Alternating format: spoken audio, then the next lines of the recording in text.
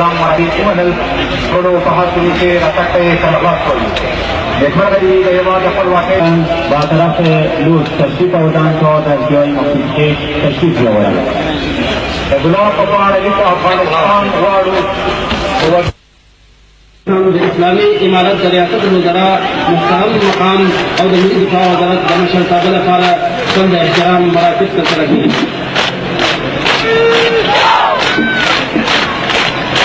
درنو حاضرینو، عربي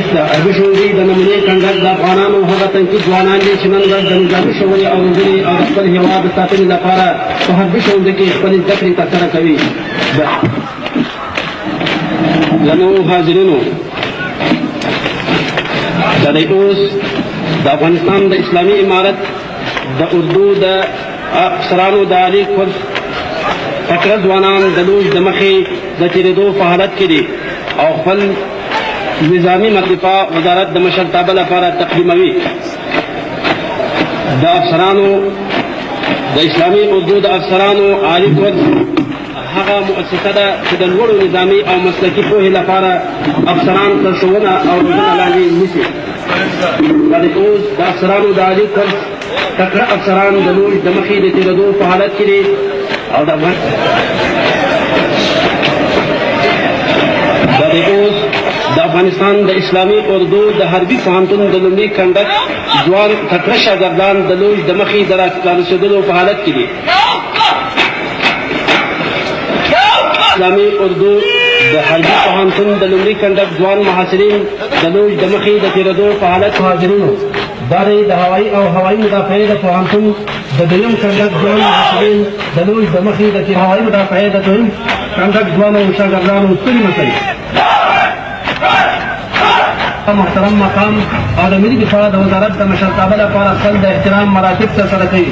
د هوایي او هوایي مدافعې د پوهنتون د درېیم کنډک تکړه شاګردانو ستړي مشئ.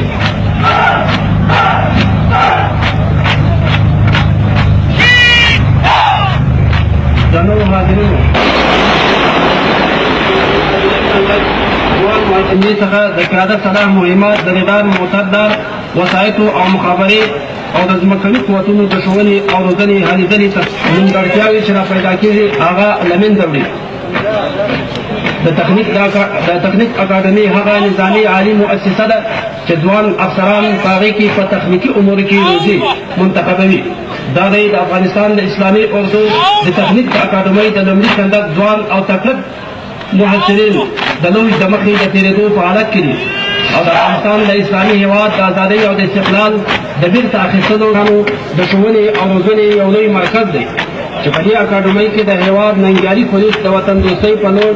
لوړه روحیه تر ښوونې او روزنې لاندې نیول کېږي. کورنۍ چارو د وزارت د پولیسو د اکاډمۍ د لومړي کنډک ځوان افسران د لوژ د مخې د تېرېدلو په حالت کې دي او د افغانستان د اسلامي هېواد د ازادۍ او د استقلال د بیرته اخیستلو د 72مې کلیزې په مناسبت د افغانستان د اسلامي امارت د ریاست الوزرا دا دی د لوژ د مخې د رارسېدلو په حالت کې دي.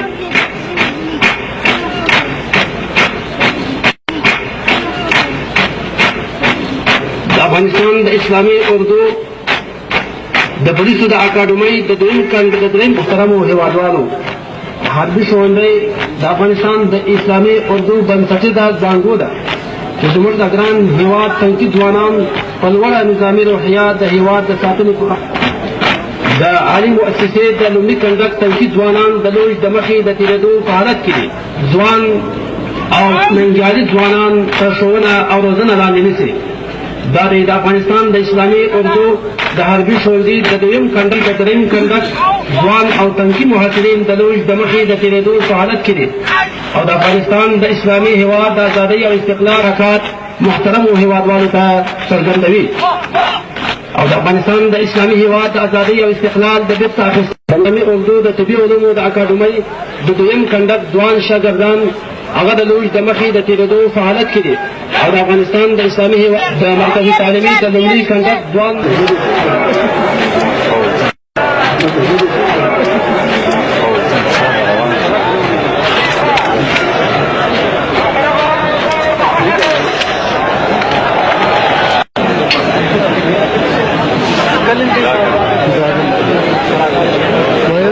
دی